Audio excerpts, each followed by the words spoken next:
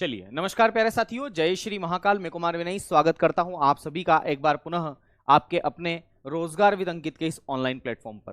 कैसे हैं आप लोग? जल्दी से एक बार कमेंट करके बताएंगे कैसे हैं आप लोग और कैसी चल रही है आपकी जीत की तैयारी, है ना? जल्दी से कमेंट करके बताएंगे और मुझे बताएंगे मेरी आवाज आप लोगों को आ रही है। मैं कल की क्लास को रिवाइज करवा के आपको चीजें समझाने की कोशिश करता हूं कि लास्ट टाइम हमने क्या पढ़ा था। कल मेरे ख्याल से हमने आपका जो है क्या पढ़ा था कल हमने लास्ट टाइम। तो कल हमने अर्थव्यवस्था के प्रकार पढ़े थे, याद होगा आपको। इकोनॉमी के टाइप्स कितने प्रकार के होते हैं ये सब हमने पढ़े थे। देखो, कल मैंने आपको खुली अर्थव्यवस्था और बंद अर्थव्यवस्था बता दिया था। गर्ल्स हॉस्टल कौन सा है कमेंट करके बताएंगे। गर्ल्स हॉस्टल कौन सा है? तो गर्ल्स हॉस्टल है बंद अर्थव्यवस्था, न काहू से लेना न काहू को देना। और बॉयज हॉस्टल जो है वो कौन सा है? यहां पर बॉयज हॉस्टल जो है वो आपका खुली अर्थव्यवस्था है। ये सब मैंने आपको बता दिया था एग्जाम्पल दे करके कि कहां पर आयात निर्यात एक्सेप्ट किया जाता है, लिबरल इकोनॉमी जो है उसके लिए कौन सा अच्छा है, वैश्वीकरण से किसको कौन सी इकोनॉमी को जोड़ता है। ये सब बातें मैंने आपको यहां पर डिस्कस करवा दी थी, याद होगा आपको। ये सब बातें मैंने आपको डिस्कस करवा दी थी ना कल लास्ट टाइम। और आपको पता होगा कि इसके अलावा मैंने विकास की अवस्था के आधार पर भी इकोनॉमी के प्रकार को बता दिया था कि विकास की अवस्था के आधार पर इकोनॉमी भी तीन प्रकार की होती है, अल्प विकसित, विकासशील और विकसित। आप मुझे कमेंट करके बताएंगे कि भारत जो है वो कौन सी इकोनॉमी का हिस्सा है इन तीनों में। तो भारत मेरे दोस्त विकासशील अर्थव्यवस्था का हिस्सा है। किसका हिस्सा है? विकासशील अर्थव्यवस्था का भाग है, ठीक है, भारत में यह है। फिर संसाधनों के स्वामित्व के आधार पर इकोनॉमी के प्रकार को हमने देखने की कोशिश करी थी, जिसको तीन आधारों पर बांट करके देखा जाता है, समाजवादी, पूंजीवादी और मिश्रित। समाजवादी अर्थव्यवस्था में मैंने आपको बताया था कि इसे राज्य आधारित अर्थव्यवस्था भी कहते हैं। और ये जो है ये इसके जनक कौन है? तो याद रखना, कार्ल मार्क्स इसके जनक है, जिनकी पुस्तक का नाम दास कैपिटल है। और इनकी पुस्तक जो दास कैपिटल है उसको समाजवाद की बाइबिल कहा जाता है। इसमें संसाधनों पर नियंत्रण जो है वो सरकार का होता है, कीमत और उत्पादन का निर्धारण भी सरकार ही करती है, इसका उद्देश्य जन कल्याण होता है। और ये यूएसएसआर में लागू है, ठीक है, लागू थी। अब दूसरी बात आपको ये याद रखना है, इसके अंदर ये जो समाजवादी अर्थव्यवस्था है इसमें एक और बिंदु लिख लो कि इसमें बाजार प्रतिस्पर्धा जो होती है, मार्केट कंपटीशन, वो बिल्कुल भी नहीं पाया जाता। मार्केट कंपटीशन का मतलब समझते हो? अगर मैंने कपड़े की कोई दुकान खोल रखी है तो मेरे पड़ोसी भी कपड़े की दुकान खोल लेगा, पड़ोस में दुकान है। कपड़ा मार्केट में यही तो होता है। आप ज्वेलरी मार्केट चले जाओ, कपड़ा मार्केट चले जाओ, चलो ज्वेलरी में तो और रेट सेम होता है, खाली वहां तो क्रेडिट का सवाल है कि कौन व्यक्ति अच्छा उससे ज्वेलरी खरीदेंगे। लेकिन कपड़ा मार्केट में अगर आप जाओगे तो कपड़ा मार्केट में बहुत सारी दुकानें रहती है, सब जगह जींस मिलेगी, सब जगह कपड़े मिलेंगे। अगर आप महंगा दोगे तो दूसरी दुकान पर चला जाएगा दुकानदार, है ना? तो आपकी जो कपड़े की दुकान है ऐसी कई वहां हजारों दुकानें या 100-200 दुकानें हैं, तो वहां पर कंपटीशन होगा। आ रही बात समझ? लेकिन समाजवादी अर्थव्यवस्था में तो सारा काम सरकार कर रही है, तो इसमें किसी भी प्रकार का कोई कंपटीशन नहीं होता है। तो याद रखना है, समाजवादी अर्थव्यवस्था में जो बाजार प्रतिस्पर्धा होती है, याद रखना ऐसे सवाल आते हैं परीक्षा में, तो बाजार प्रतिस्पर्धा का इसमें अभाव रहता है। मार्केट कंपटीशन जो है, बाजार प्रतिस्पर्धा, बाजार प्रतिस्पर्धा बोलते हैं इसे, है ना, या इसी को बोलते हैं मार्केट कंपटीशन। क्या बोलते हैं? मार्केट कंपटीशन के नाम से आप इसे जानते हैं, मार्केट कंपटीशन। मार्केट कंपटीशन जो है ये इसमें नहीं होता या इसका अभाव पाया जाता है, लेक ऑफ मार्केट कंपटीशन। बताओ कौन सी इकोनॉमी में होता है? तो याद रखना है समाजवादी अर्थव्यवस्था में होता है। बस इतनी सी बात है, एक पॉइंट केवल मुझे ऐड करना था। इसके अलावा अब हम बात करेंगे पूंजीवादी अर्थव्यवस्था की। तो संसाधनों पर स्वामित्व अगर निजी क्षेत्र का है तो उस देश की इकोनॉमी कैसी है? पूंजीवादी अर्थव्यवस्था है। जरा आइए दूसरे प्रकार की इकोनॉमी के बारे में पढ़ेंगे, बहुत ही इंपॉर्टेंट ये अर्थव्यवस्था है। भारत में अभी कौन सी अर्थव्यवस्था, इसके बारे में भी मैं बताऊंगा। तो हेडिंग डालेंगे पूंजीवादी, पूंजीवादी अर्थव्यवस्था, पूंजीवादी अर्थव्यवस्था, पूंजीवादी अर्थव्यवस्था। और पूंजीवादी अर्थव्यवस्था को हम अंग्रेजी में किस नाम से जानते हैं? तो मेरे भाई इसे कैपिटलिस्टिक इकोनॉमी के नाम से जानते हैं। क्या बोलेंगे इसे? कैपिटलिस्टिक इकोनॉमी, कैपिटलिस्टिक, है ना, पूंजीवादी अर्थव्यवस्था, या इसी को हम लोग जो है वो कैपिटलिस्टिक इकोनॉमी के नाम से जानते हैं, कैपिटलिस्टिक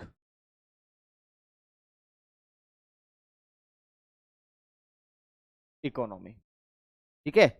तो आइए जरा पूंजीवादी अर्थव्यवस्था के बारे में कुछ बातें हैं जिनको हम लोग जान लेते हैं कि पूंजीवादी अर्थव्यवस्था क्या चीज है।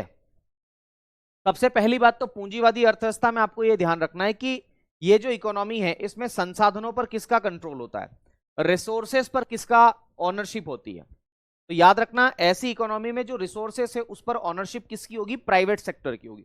प्राइवेट सेक्टर ही यहां पर काम करेगा, याद रखना है ना। तो सरकारी स्कूल, सरकारी अस्पताल ये सब नहीं होगा, फिर यहां पर होगा प्राइवेट स्कूल, प्राइवेट हॉस्पिटल्स, है ना। तो यहां पर लिखेंगे संसाधनों पर किसका नियंत्रण है, तो ऑनरशिप किसकी है, रिसोर्सेस पर। तो संसाधनों पर लिखेंगे मेरे दोस्त, संसाधनों पर निजी क्षेत्र का नियंत्रण, निजी क्षेत्र का नियंत्रण। इसको अंग्रेजी में किस नाम से जानेंगे, तो इसको अंग्रेजी में जानेंगे कि जो रिसोर्सेस है उस पर किसका कंट्रोल है, तो प्राइवेट सेक्टर का कंट्रोल है। पहली बात है ना, प्राइवेट सेक्टर का कंट्रोल है।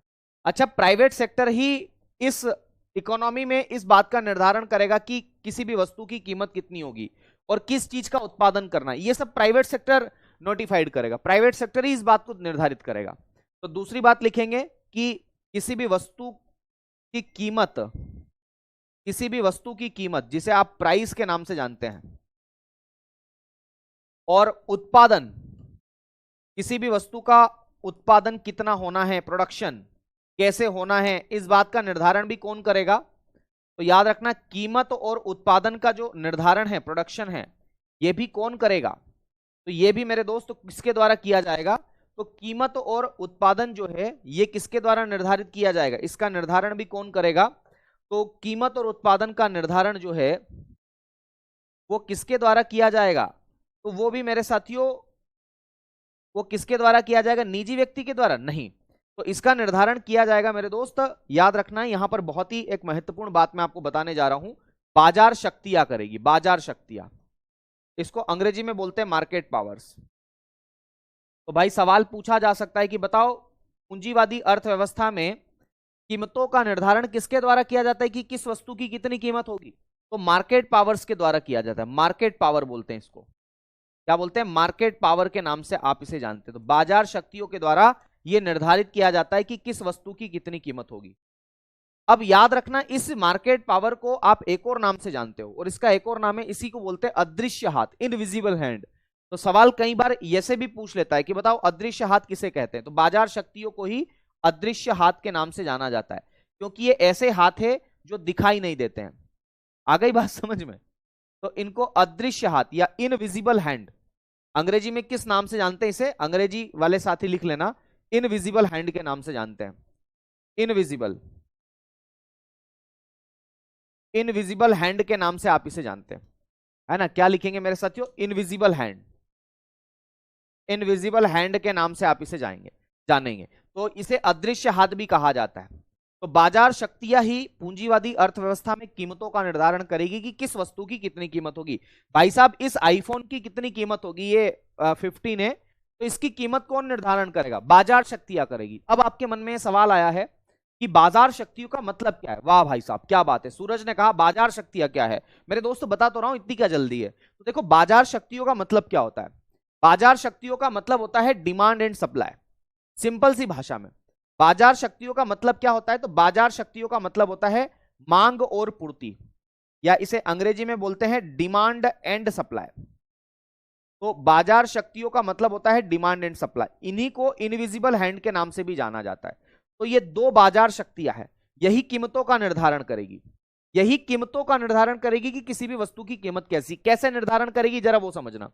अगर किसी वस्तु की, याद रखना, अगर किसी वस्तु की डिमांड मार्केट में बहुत ज्यादा है, जैसे मैं बात करूं ठंड के दिनों में ऊनी वस्त्रों की डिमांड बहुत ज्यादा रहती है, तो उस समय मार्केट में उसकी सप्लाई जो है वो क्या हो जाती है, कम हो जाती है। आ गई बात समझ में सुनना, ठंड के दिनों में ऊनी वस्त्रों की डिमांड ज्यादा होती है, मार्केट में उनकी सप्लाई कम होती है, जिसकी वजह से उनकी कीमतें जो है वो क्या होती है, बढ़ जाती है।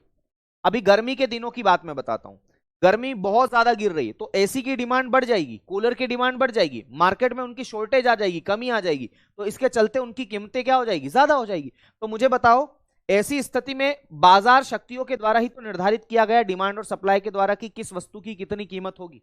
ऐसा भी तो हो सकता है, कैसा हो सकता है, बोले गुरुजी ऐसा भी तो हो सकता है कि किसी वस्तु की डिमांड नहीं हो। बिल्कुल सही बात है, ऐसा भी हो सकता है।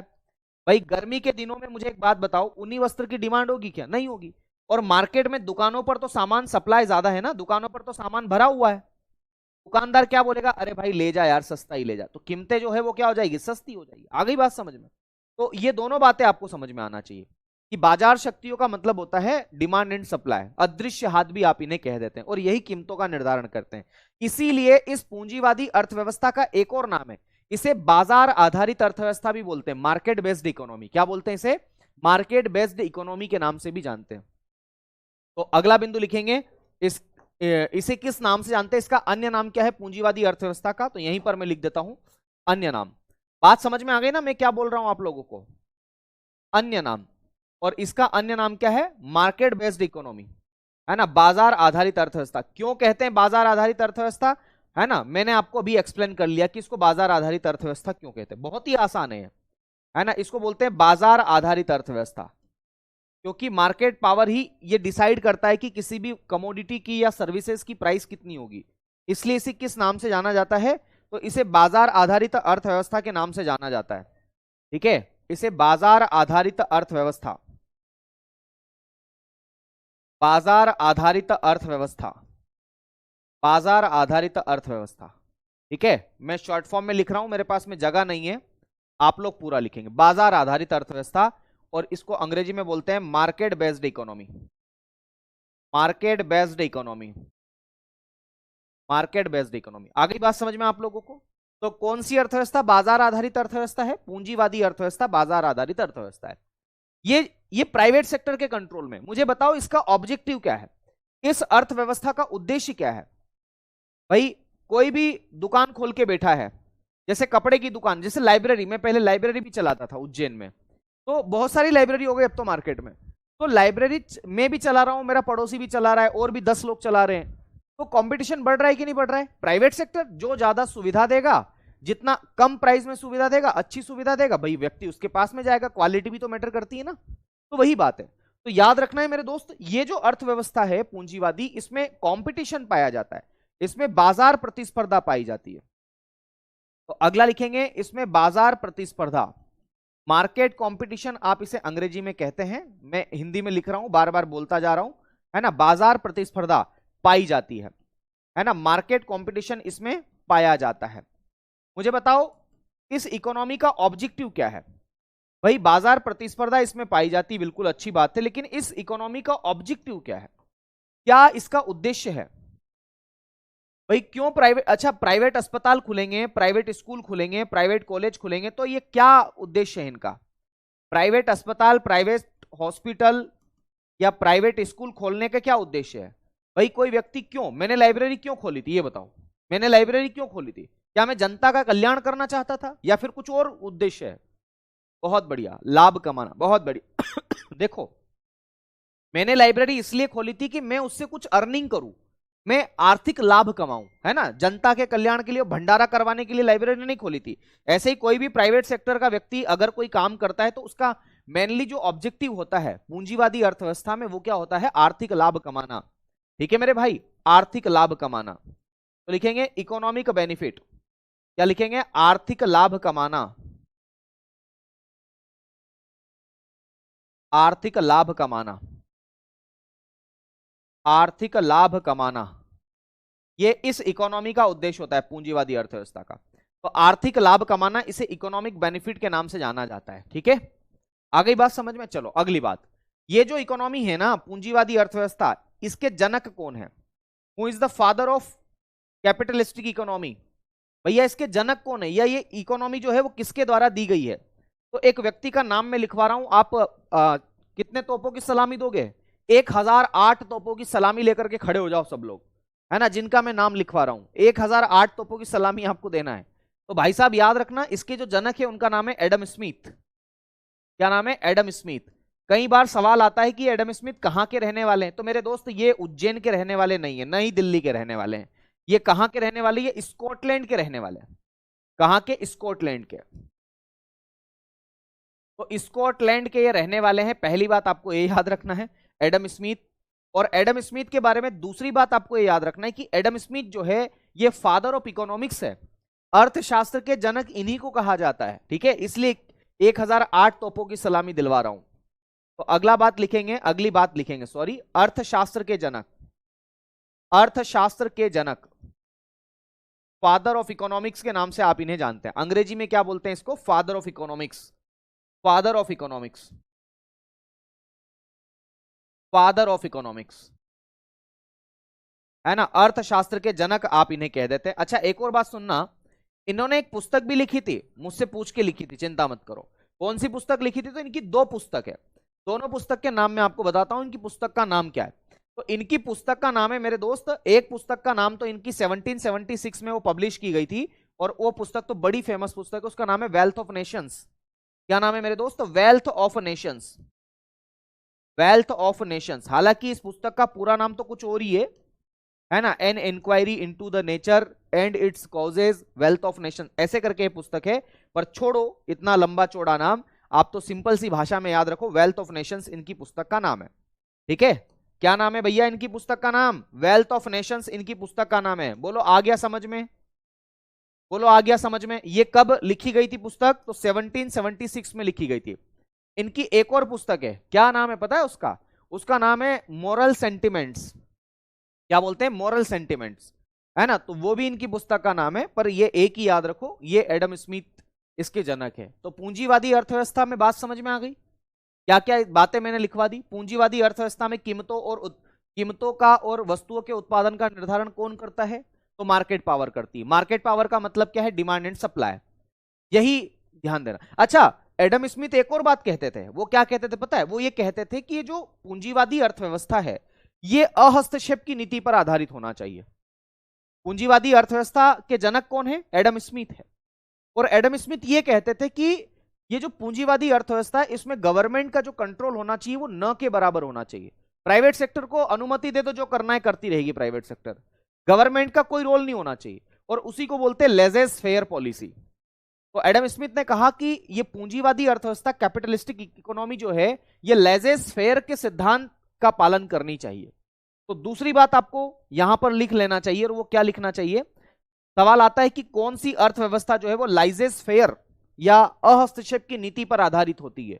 तो यही होती है पूंजीवादी। तो लिखेंगे यह अहस्तक्षेप की नीति पर आधारित, यह एडम स्मिथ के अनुसार अहस्तक्षेप की नीति, अहस्तक्षेप की नीति, है ना। अहस्तक्षेप की नीति का मतलब समझ गए आप लोग? अहस्तक्षेप की नीति, लाइजेस फेयर आप इसे कह देते हैं। तो यह अहस्तक्षेप की नीति, यह अहस्तक्षेप की नीति पर आधारित है, अहस्तक्षेप की नीति पर आधारित है ना, लाइजेस फेयर पॉलिसी नीति पर आधारित है। इसमें मार्केट कंपटीशन पाया जाता है क्या? बिल्कुल पाया जाता है, धड़ल्ले के साथ पाया जाता है ना। मैं लाइब्रेरी खोलूंगा तो पड़ोस वाला भी खोल लेगा, तो बात यही है कुल मिलाकर के, ठीक है। तो ये पूंजीवादी अर्थव्यवस्था में आपको याद रखना है। अच्छा इसके उदाहरण क्या है? पूंजीवादी अर्थव्यवस्था के उदाहरण क्या है वो भी तो लिखना पड़ेंगे ना। तो इसके उदाहरण में कौन कौन सी चीजें आएगी? तो एग्जाम्पल में लिखो, देखो अमेरिका जो है वो पूंजीवादी अर्थव्यवस्था का समर्थक है, यूएसए में लिख रहा हूं। दरअसल आपने शीत युद्ध के बारे में सुना होगा, कोल्ड वॉर के बारे में सुना होगा। क्या हुआ ना, सेकेंड वर्ल्ड वॉर के बाद में एक सोवियत संघ रूस था जो समाजवादी अर्थव्यवस्था का पालन कर रहा था, और देश में इसी बात को बढ़ा भी रहा था कि देश के अंदर समाजवादी अर्थव्यवस्था आगे बढ़े और सब लोग जो है इसी तरीके से काम करें। अमेरिका यह चाहता था कि नहीं, पूंजीवादी अर्थव्यवस्था होनी चाहिए, अगर सब दौड़ रहे हैं तो दौड़ते जाओ और एक की टांग में टांग डाल करके गिराते हुए दौड़ते जाओ, है ना। दोनों के बीच में विचारों की ही लड़ाई थी, इसीलिए कोल्ड वॉर चला, और ये 1991 तक चला। कब तक चला? 1991 तक, जब तक कि सोवियत संघ का विघटन नहीं हो गया, यानी कि सोवियत संघ टूट नहीं गया। यूक्रेन जो था वो सोवियत संघ का ही हिस्सा था, वो सोवियत संघ का ही हिस्सा था। वो बाद में नाटो में शामिल हुआ अभी कुछ समय पहले। जब नाटो में शामिल हुआ तो बाप को बुरा लगा, यानी कि रूस को बुरा लगा कि यार तू कैसा बच्चा है यार मेरा, भले मुझसे नाराज होकर अलग हो गया, लेकिन इसका मतलब ये थोड़ी कि मेरे विरोधी खेमे में जाकर के तू दोस्ती कर लेगा, उनके साथ जुड़ जाएगा। बस ये युद्ध इसी बात का, रूस यूक्रेन वार, ठीक है ना। तो ये बात समझ में आ गई आप लोगों को, पूंजीवादी अर्थव्यवस्था। चलो इतनी बात अगर समझ में आ गई कमेंट करके बता दो कि हाँ सर यहां तक की बातें समझ में आ गई। ठीक है बढ़े आगे। चलो अब एक और अर्थव्यवस्था है उसको भी हम पढ़ लेते हैं, और उसका नाम क्या है तो याद रखिएगा, उसका नाम है मिश्रित अर्थव्यवस्था। मिश्रित अर्थव्यवस्था लिखेंगे, अगला हेडिंग डालेंगे मिक्स्ड इकोनॉमी। मिश्रित अर्थव्यवस्था, मिश्रित अर्थव्यवस्था, मिश्रित अर्थव्यवस्था।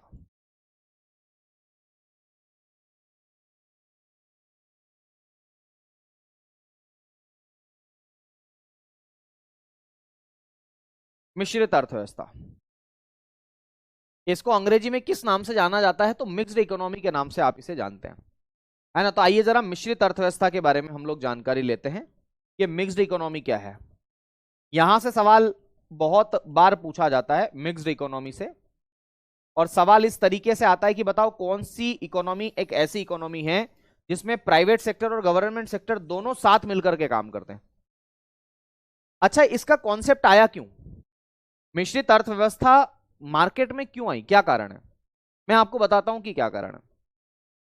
सरकार के पास कोई कम काम है क्या, देखो सरकार को बहुत सारे काम करने, सरकार को सरकारी अस्पताल भी बनाना है, सरकार को मेरे दोस्त है ना सरकारी स्कूल भी बनाना है, सरकार को सरकारी कॉलेज बनाना है, सरकार को स्वास्थ्य सुविधाओं का भी ध्यान रखना है, सरकार को कितने सारे काम है यार, सरकार को रोड भी बनाना है, पार्क भी बनाना है ना, आप लोगों को घूमने के लिए, सरकार को आपकी सैलरी भी देना है, मतलब सरकार के पास हजारों काम है, सरकार के पास कामों की कमी नहीं है।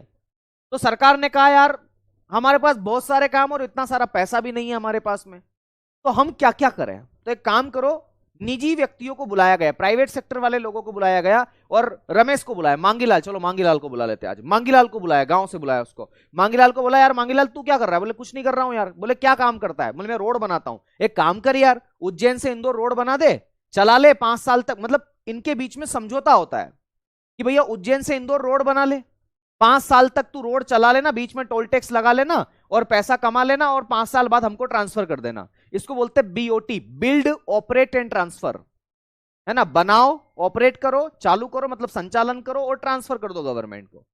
तो ऐसे समझौते होते हैं कि प्राइवेट सेक्टर और गवर्नमेंट सेक्टर दोनों साथ मिलकर के काम कर रहे हैं, क्योंकि सरकार तो सारा काम नहीं कर सकती, तो इसीलिए मिश्रित अर्थव्यवस्था का कॉन्सेप्ट आया। और मैं आपको बता दूं कि ये कॉन्सेप्ट कौन लेकर के आया, ये जॉन मिनार्ड किन्स लेकर के आया, है ना। तो सबसे पहले तो यही लिखो कि ये जो मिश्रित अर्थव्यवस्था है, ये मिश्रित अर्थव्यवस्था के जनक कौन है, इस मिश्रित अर्थव्यवस्था के जनक कौन है या किसकी देन है, who is the father of mixed economy. तो ऐसे तो स्पष्ट रूप से नहीं कहा जा सकता कि इसके पिता वही है, लेकिन फिर भी आपको याद रखना है कि मिश्रित अर्थव्यवस्था का जो कॉन्सेप्ट है वो जे.एम. किन्स के द्वारा दिया गया। इनका पूरा नाम था जॉन मिनार्ड किन्स, क्या नाम था, जॉन मिनार्ड किन्स, इन्हें शॉर्ट फॉर्म में जे.एम. किन्स के नाम से भी आप इन्हें जानते हैं, है ना, जॉन मिनार्ड किन्स के नाम से आप इन्हें जानते हैं, बहुत अच्छे व्यक्ति हैं ये। इनकी पुस्तक थी 1936 में, एक इनकी पुस्तक आई थी, है ना, इंटरेस्ट एंड मनी के नाम से, वो इनकी पुस्तक है।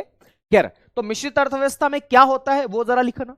तो मिश्रित अर्थव्यवस्था में मेरे साथियों सरकार एवं निजी क्षेत्र, सरकार एवं निजी क्षेत्र, गवर्नमेंट और प्राइवेट सेक्टर लिखेंगे, सरकार एवं निजी क्षेत्र दोनों साथ मिलकर कार्य करते हैं, सरकार एवं निजी क्षेत्र गवर्नमेंट और प्राइवेट सेक्टर दोनों साथ मिलकर काम करते हैं, दोनों साथ मिलकर काम करते हैं, दोनों साथ मिलकर कार्य करते हैं। या दूसरे शब्दों में भी आप इसे कह सकते हैं कि जो रिसोर्सेस है उस पर कंट्रोल किसका होगा, तो गवर्नमेंट और प्राइवेट सेक्टर दोनों का होगा, ठीक है, दोनों का होगा। आ गई बात समझ में। मिश्रित अर्थव्यवस्था में और क्या बातें याद रखना है, बस एक और नाम लिख लो केवल कि इसका एग्जाम्पल कौन सा है। तो मिक्स्ड इकोनॉमी जो है इसका उदाहरण कौन सा है मेरे दोस्त, तो याद रखना है इसका उदाहरण है अपना भारत। भारत के अंदर मिक्स्ड इकोनॉमी है, भारत में यही चीजें चल रही है, ठीक है, भारत के अंदर कौन सी इकोनॉमी है, मिक्स्ड इकोनॉमी है। तो ये भी बात आपको याद यहां पर होना चाहिए। उम्मीद करता हूं ये सब बातें आपको समझ में आई होगी, तीनों की तीनों बातें समझ में आई होगी, ठीक है बेटा। ये टॉपिक कंप्लीट होगा तभी तो मुद्राना पड़ेंगे। अब मुद्रा वाला टॉपिक पढ़ लेंगे। सर आज का टॉपिक मुद्रा है, मुद्रा है। अरे हाँ भाई, मुद्रा ही है, मुझे भी पता है। पैसे के बिना क्या कुछ होना है ना। इतनी बातें समझ में आ गई। अब 3 बातें मुझे आप लोग बता दो ताकि हम लोग आगे बढ़ सके अगले टॉपिक की ओर।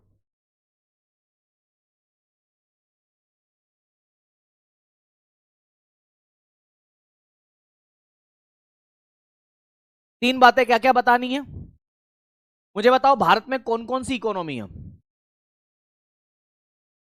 बताओ भाई, भारत में कौन कौन सी इकोनॉमी है?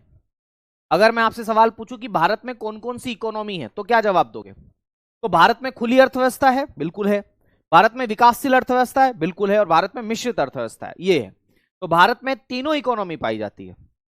कैसे पाई जाती है? तो सब अलग अलग आधार पर, अंतर संबंधों के आधार पर या वैदेशिक संबंधों के आधार पर भारत की इकोनॉमी को खुली अर्थव्यवस्था के नाम से जाना जाता है। रिसोर्सेस पर कंट्रोल किसका है, इसके आधार पर भारत की जो इकोनॉमी है उसे किस नाम से जाना जाता है? तो याद रखना है, सरकार और निजी क्षेत्र दोनों का कंट्रोल है, इसलिए मिश्रित अर्थव्यवस्था बोलते हैं। भारत के अंदर विकास की अवस्था क्या है, भारत में भारत की इकोनॉमी का डेवलपमेंट कितना हुआ है, इसके आधार पर भारत को विकासशील अर्थव्यवस्था के अंतर्गत जाना जाता है। बहुत बढ़िया, सबने सही आंसर दिया है। चलो आगे बढ़ते हैं, अगले हेडिंग की ओर बात करते हैं। और आज का जो हमारा टॉपिक है उसकी हम शुरुआत करते हैं। और वो टॉपिक क्या है? मुद्रा। मुद्रा, पैसा, धन, रुपया, रोकड़ा, जो भी आप कह दे। मुद्रा को अंग्रेजी में मनी बोलते हैं। अरे पैसों के चक्कर में भाई भाई का नहीं होता है ना? होता है क्या? आपने वो कहावत सुनी होगी, बाप बड़ा ना भैया, सबसे बड़ा रुपया, है ना? और मेरे ख्याल से अधिकतर स्थानों पर यह देखने को मिलता है कि जब से लुगाइयां आती है तब तो और स्थिति बिगड़ती जाती है। खैर, सब एक जैसी नहीं होती, वो भी ध्यान रखना है।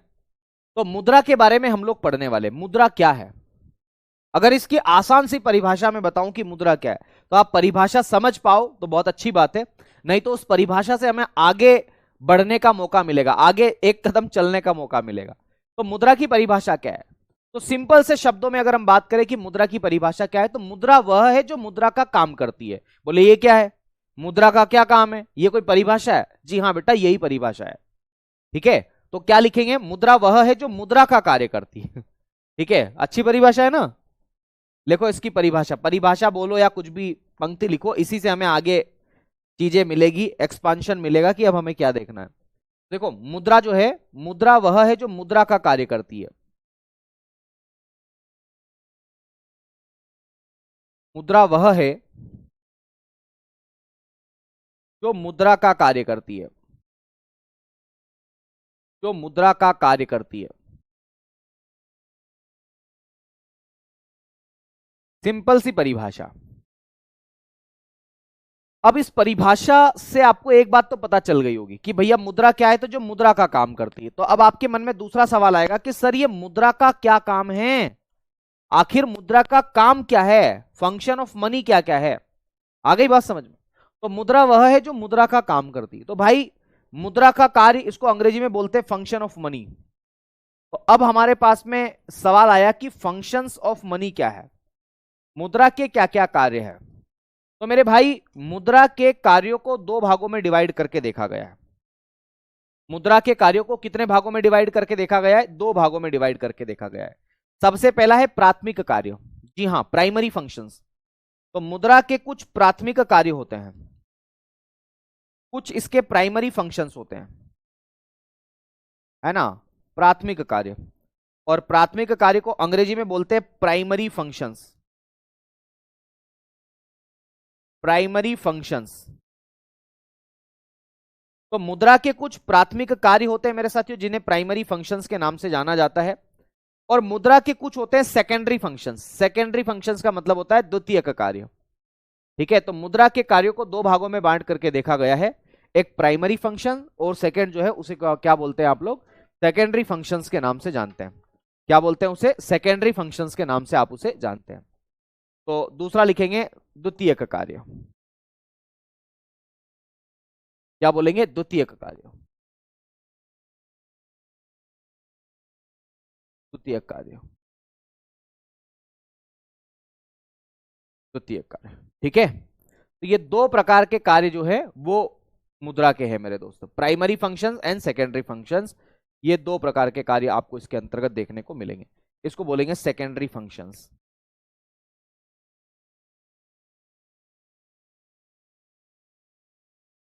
Secondary functions, okay. तो मुद्रा के दो प्रकार के कार्य है, प्राइमरी फंक्शंस और सेकेंडरी फंक्शंस।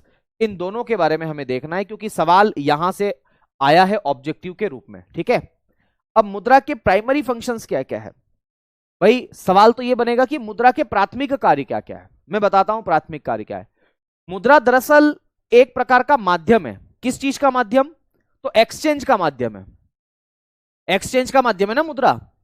जैसे मान लो मुझे कोई वस्तु पसंद आई मार्केट में, बाजार में मैं गया, मार्केट में मुझे कोई चीज पसंद आई, जैसे ये रिमोट मुझे पसंद आया।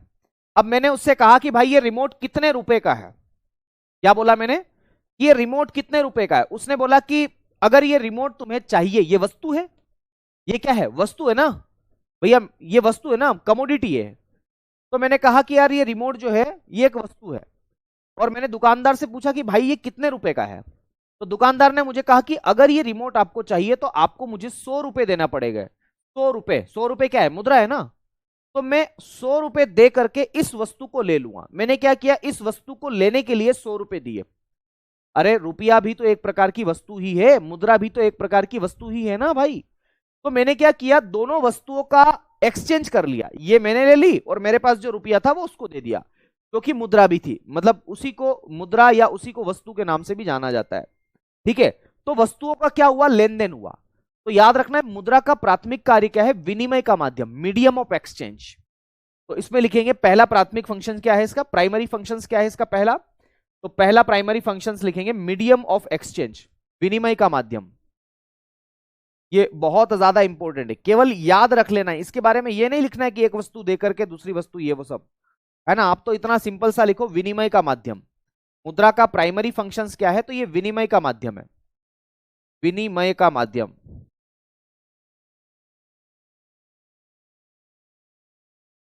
और इसे अंग्रेजी में क्या बोलते हैं? तो मीडियम ऑफ एक्सचेंज के नाम से आप इसे जानते हैं। क्या बोलेंगे इसे? Medium of exchange.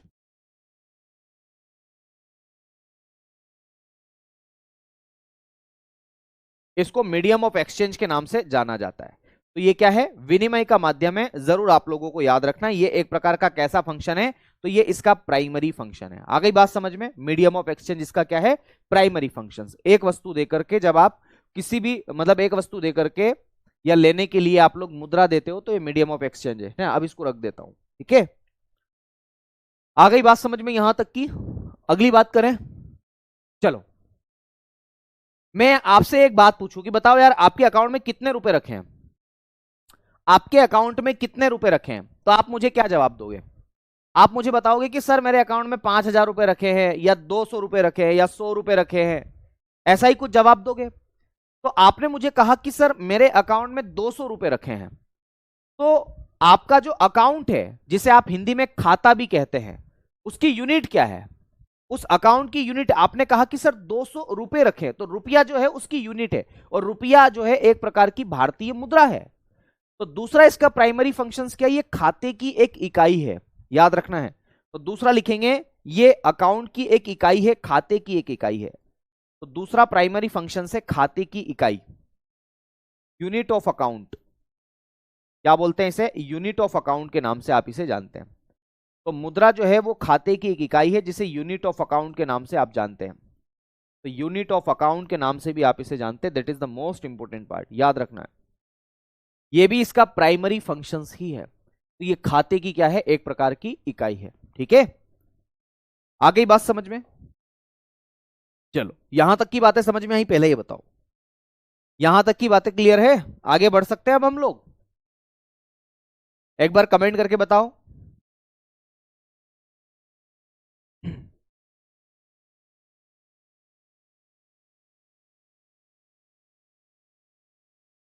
ठीक है, चलो अब आगे की बात हम करते हैं। आगे क्या चर्चाएं हैं और कैसे कैसे इसको समझ सकते हैं। तीसरा बिंदु मैं बताता हूं, और वो भी एक इंपॉर्टेंट पॉइंट है। देखो, मैंने जब आपको स्टार्टिंग में बताया कि ये रिमोट कितने रुपए का है, मैंने दुकानदार से पूछा था ना, ये रिमोट जो है वो कितने रुपए का है। तो इस रिमोट के बारे में मैंने पूछा कि ये रिमोट जो है वो कितने रुपए का है, इस वस्तु का मूल्य कितना है कुल मिलाकर के, मैंने यही पूछा दूसरे शब्दों में। कि भाई इस वस्तु का मूल्य कितना है। तो दुकानदार ने कहा कि भाई साहब 100 रुपए दोगे तो ये वस्तु मैं आपको दे दूंगा। तो इस किसी भी वस्तु का अगर मूल्य हमें ज्ञात करना हो, किसी भी वस्तु का अगर वैल्यू के बारे में हमें पता करनी हो कि क्या उसकी वैल्यू है, तो उसी को हम क्या बोलते हैं, एक सरल रेखा में या सरल लाइन में तो हम उसे कह देते हैं मूल्य का मापदंड। तो किसी भी वस्तु का मापदंड अगर आपको करना है, उसका वैल्यू मेजरमेंट करना है, तो आप किस में करोगे, रुपये में करोगे। तो तीसरा आपको याद रखना है, मुद्रा का प्राथमिक कार्य एक और कौन सा है, तो ये मूल्य का मापदंड है ना, मेजरमेंट ऑफ वैल्यू जिसे आप कहते हैं अंग्रेजी में। तो इसे लिखेंगे मूल्य का मापदंड, मूल्य का मापदंड। क्या बोलेंगे, मूल्य का मापदंड आप इसे कहेंगे, ठीक है। और इसे हम लोग क्या बोलते हैं, measurement of value, measurement of value. Okay, उम्मीद है ये बात भी आपको समझ में आई होगी। कोई रॉकेट साइंस नहीं है, बहुत आसान सी बात है, और ये सब चीजें बहुत ही आसान है अगर आप समझें तो, ठीक है। तो ये दरअसल इतने सारे इसके प्राइमरी फंक्शंस मैंने आपको बता दिए। कोई दिक्कत इसमें किसी को, इसमें तो किसी को दिक्कत नहीं होनी चाहिए। सवाल आते हैं तब आपको यहां पर से बताना पड़ेगा कि इसके प्राइमरी फंक्शंस क्या क्या है, ठीक है। चलो अब हम सेकेंडरी फंक्शंस की बात करते हैं कि सेकेंडरी फंक्शंस क्या होते हैं। सेकेंडरी फंक्शंस यानी कि मुद्रा के कुछ द्वितीय कार्य भी होते हैं।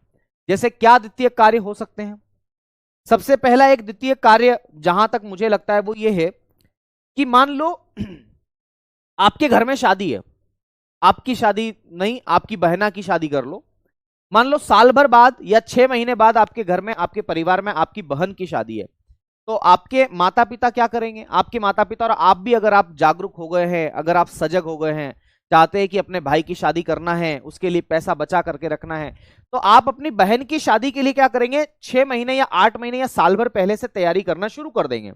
और आप अनुमान लगाएंगे कि यार मेरी बहन की शादी में जो दहेज देना है वो 3 लाख रुपए का आएगा, है ना। उसके बाद रसोई का सामान 2 लाख रुपए का आएगा, मतलब मोटा मोटा 5 लाख रुपए जो है उसकी शादी में लगेंगे। ये छोटा आंकड़ा मैं बोल रहा हूं, आजकल 5 लाख में कुछ नहीं होता, है ना। तो मैं एक बात बता रहा हूं कि आपने मेजरमेंट किया कि यार 5 लाख रुपए हमें चाहिए, तो आप क्या करोगे, आपके माता पिता क्या करेंगे, अभी से पैसों की बचत करने लगेंगे, पैसों को स्टॉक के रूप में रखने लगेंगे, है ना, बैंक में जमा करके रखने लगेंगे। आ रही बात समझ में, पास में रखेंगे ताकि पैसा बचे। तो मुद्रा का द्वितीय कार्य है मूल्य का भंडारण। जो वैल्यू है, जो रुपए 5 लाख रुपए, ये एक वैल्यू है, इसका भंडारण करना, इसका स्टोरेज करना।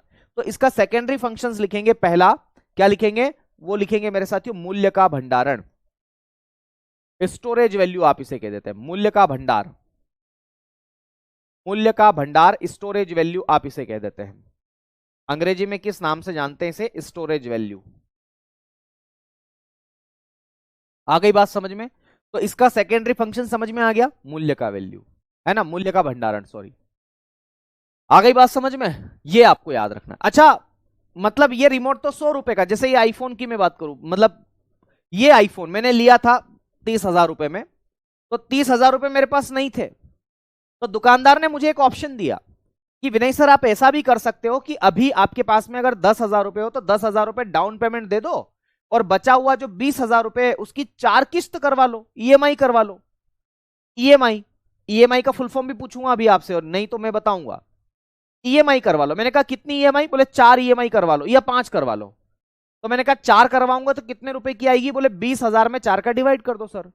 तो कितनी आएगी, तो 20,000 में अगर 4 का डिवाइड करोगे तो आप 5,000 ईएमआई आ जाएगी। आ गई बात समझ में। तो 4 ईएमआई हर महीने कटती जाएगी। ईएमआई का फुल फॉर्म होता है इक्विटेड मंथली इंस्टॉलमेंट। इक्विटेड का मतलब है बराबर महीने की किस्त, है ना। तो ईएमआई करवा ली, और ईएमआई पर हर महीने में अपने अकाउंट से 5-5 हजार रुपए जो है वो कटवा रहा हूं।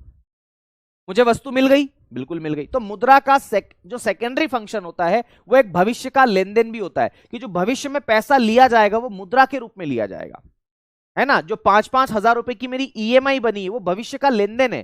तो याद रखना है, दूसरा इसका सेकेंडरी फंक्शंस लिखेंगे, ये भविष्य का लेन देन है, भविष्य का लेन देन है, भविष्य का लेन देन, ट्रांजेक्शन ऑफ फ्यूचर।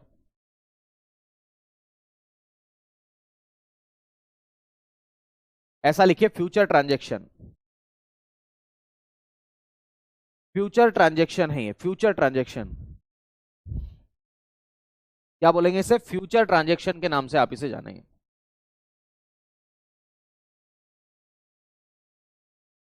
ठीक है, भविष्य का लेन देन है। तो मुद्रा का सेकेंडरी फंक्शन है कि ये भी है। आ गई बात समझ में? अब मुझे एक बात बताओ, मान लो भगवान करे ऐसा हो आपके साथ में कि आप बहुत सारा पैसा कमाएं, खूब अच्छे से रहें, आपकी मम्मी ने आपको फोन लगाया एक दिन कि बेटा कुछ पैसों की आवश्यकता है, दवाई ववाई लेनी है या फिर कुछ और काम है, भैंस खरीदनी है, मान लो मांगीलाल के घर की बात है, तो धापू भाई को भैंस खरीदनी है, तो धापू भाई अपने बच्चे को फोन लगाएगी तो क्या बोलेगी? बेटा पैसा लाग दे, पैसा डाल दे। तो आप क्या करोगे? पैसा जो डालोगे, बैंक से डालो या किसी भी अकाउंट, किसी भी माध्यम से डालो, तो आप पूछोगे कि मम्मी कितने रुपए डालना है, आपकी मम्मी कहेगी बेटा 5,000 रुपए डाल दे। तो 5,000 रुपए, रुपए क्या है? मुद्रा है। आ रही बात समझ में? इसको आपने क्या किया? ट्रांसफर किया है, भेजा है ना, अपने मम्मी के अकाउंट में भेजा है या किसी पड़ोसी के अकाउंट में, ताकि वो पैसा दे दे। तो याद रखना, मुद्रा का सेकेंडरी फंक्शन एक और है जिसका नाम है मूल्य का हस्तांतरण, है ना? तो लिखेंगे मूल्य का हस्तांतरण, मूल्य का हस्तांतरण, हस्तांतरण। और इसे क्या बोलते हैं? तो ट्रांसफर वैल्यू के नाम से आप इसे जानते हैं, ट्रांसफर वैल्यू, ट्रांसफर वैल्यू के नाम से आप इसे जानते हैं। तो ये सारे के सारे मेन फंक्शन से जरूर आपको याद रखना चाहिए। एक बार प्लीज इनको आप याद कर लीजिए, रिपीट कर लीजिए, है ना? थोड़ा सा इनको जल्दी से याद करेंगे।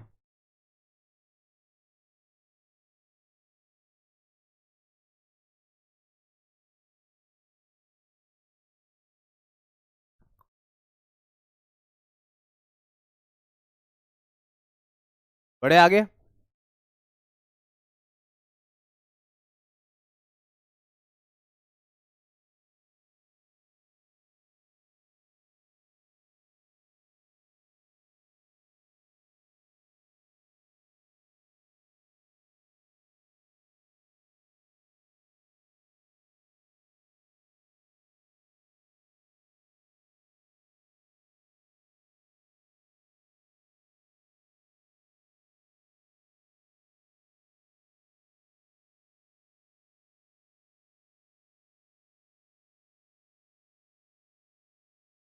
बड़े आगे बढ़े।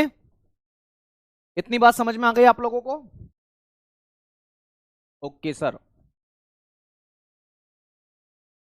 चलो अब मैं आपको एक चीज बताता हूं। आपने वस्तु विनिमय प्रणाली के बारे में सुना है? हम्म,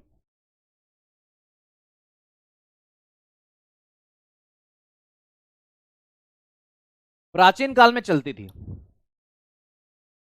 क्या चलती थी? वस्तु विनिमय प्रणाली। एंशियंट टाइम में एक प्रणाली चलती थी जिसे बार्टर सिस्टम के नाम से भी जानते थे, वस्तु विनिमय प्रणाली।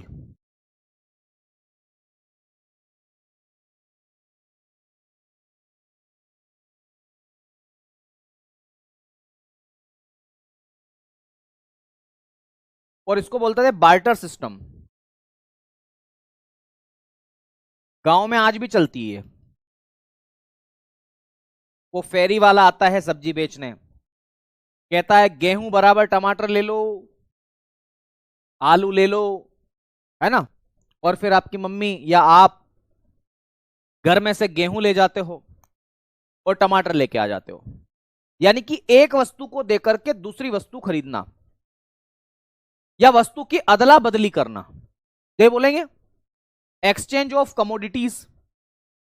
आदान प्रदान करना, लेन देन करना, एक ही बात है।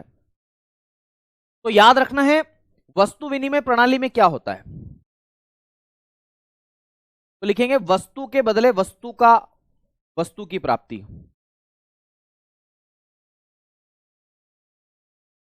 वस्तु के बदले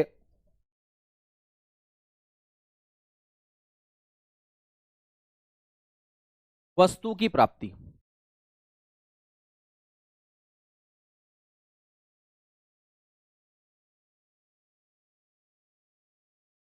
वस्तु के बदले वस्तु की प्राप्ति, है ना? या वस्तुओं का लेन देन, इसको और किस नाम से जाना जाता है? तो आप वस्तुओं का लेन देन भी बोल सकते हैं, वस्तुओं का आदान प्रदान भी बोलते हैं। तो मैं यहां पर अंग्रेजी में लिखता हूं एक्सचेंज ऑफ कमोडिटीज,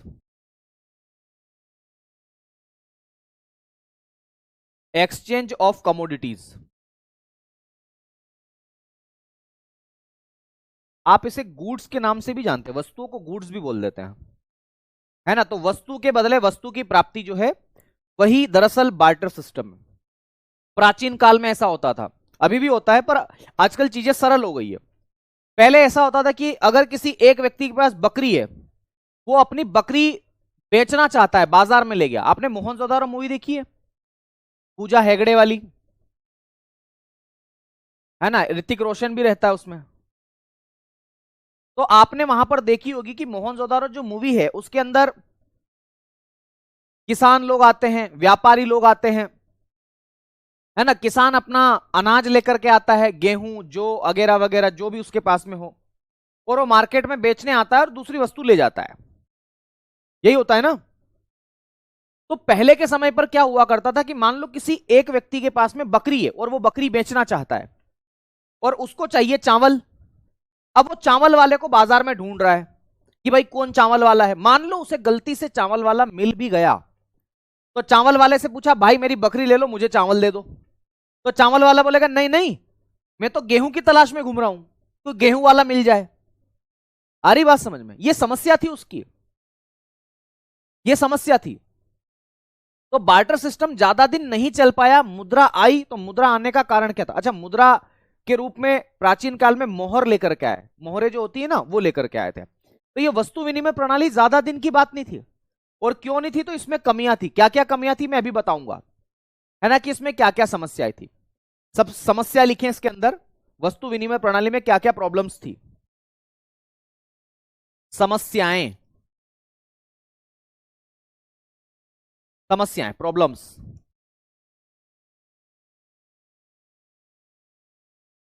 देखो, मैंने अभी आपको बताया कि उस चावल वाले व्यक्ति को गेहूं चाहिए, है ना, बकरी वाले व्यक्ति को चावल नहीं चाहिए, उसे कुछ और चाहिए। मतलब ये, इसको बोलते हैं अंग्रेजी में दोहरात्मक इच्छा। जरूरी थोड़ी कि जो आपको चाहिए वो आपको मिल ही जाएगा, या सामने वाले को भी वही चाहिए। तो इसको इकोनॉमिक्स की भाषा में बोलते हैं दोहरात्मक इच्छाओं का संयोग। इसकी कमी दरअसल इसमें थी। तो पहला लिखेंगे दोहरात्मक इच्छाओं का संयोग।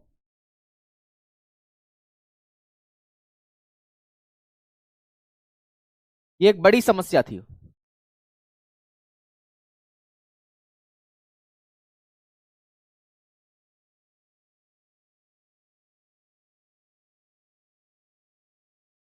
इसको अंग्रेजी में किस नाम से जानते हैं? तो लैक ऑफ डबल को इंसिडेंस।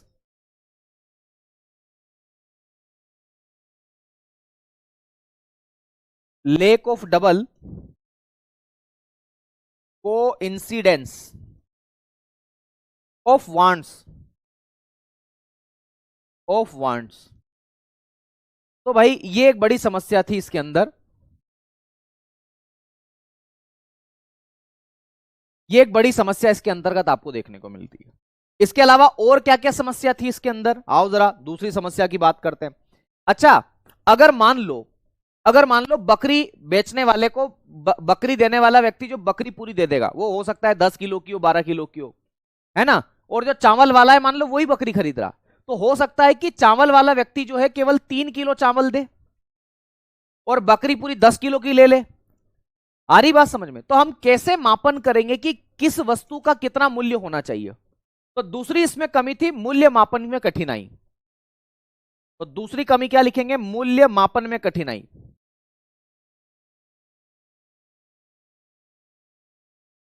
मूल्य मापन में कठिनाई क्या लिखेंगे? मूल्य मापन में कठिनाई। और इसको अंग्रेजी में किस नाम से जानेंगे? तो डिफिकल्टीज इन मेजरिंग वैल्यू।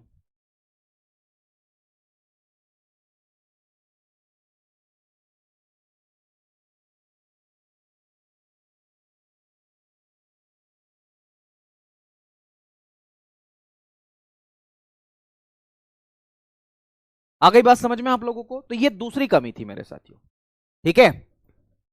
फिर तीसरी समस्या एक ये थी, जैसे बकरी है, मान लो चावल वाला व्यक्ति और बकरी वाला व्यक्ति दोनों वापस। अब चावल कम है तो उस बकरी को आधा कैसे करे? उसको तोड़े कैसे? अब दो तो तोड़ नहीं सकता ना। तो एक प्रॉब्लम ये भी थी। तो वस्तु को विभाजित करना इसमें कठिन था, है ना। तो विभाजन की समस्या, तीसरी लिखेंगे विभाजन की समस्या, ऐसा लिख लो केवल, विभाजन की समस्या। क्या बोलेंगे? विभाजन की समस्या।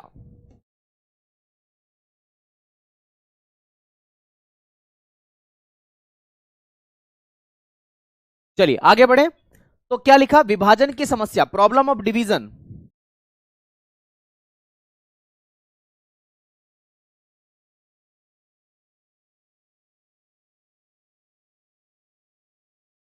एक ये भी समस्या आपको इसमें देखने को मिलेगी, ठीक है। तीसरी समस्या ये हो गई। चौथी समस्या एक और लिख लो कि कुछ ऐसी वस्तुएं थी जो बहुत जल्दी खराब हो जाती थी, है ना, उनको स्टोरेज करना बड़ा मुश्किल होता है। जैसे धनिया खराब हो जाता, सब्जियां खराब हो जाती, तो स्टोरेज कैसे करेंगे, है ना। तो लिखेंगे स्टोरेज प्रॉब्लम, स्टोरेज प्रॉब्लम। तो ये भी एक समस्या थी मेरे दोस्त। तो कुल मिलाकर के वस्तु विनिमय प्रणाली में इतनी सारी प्रॉब्लम्स थी और इसी के चलते फिर मुद्रा अस्तित्व में आई। तो ये आज की क्लास का सार है। आज की क्लास में इतना ही पढ़ते हैं, बाकी चीजें अब आपसे करेंगे मेरे साथियों कल। तो कैसी लगी आपको ये क्लासेस जरूर कमेंट करके बताइएगा, ठीक है। और ध्यानपूर्वक पढ़ते जाइएगा, हर एक कॉन्सेप्ट को पढ़ते जाइएगा। कल हम मुद्रास्फीति वाला टॉपिक शुरू कर देंगे, है ना। इन्फ्लेशन क्या होती है, किस तरीके से इन्फ्लेशन को देखा जाता है, इन्फ्लेशन की गणना किसके द्वारा की जाती है, और भी तमाम बातें जो इससे रिलेटेड है। तो आज के लिए इतना ही करते हैं, शेष वार्ता आपसे करेंगे कल। तब तक के लिए दीजिए मुझे इजाजत। शुक्रिया, धन्यवाद, जय महाकाल, राधे राधे, नमस्कार।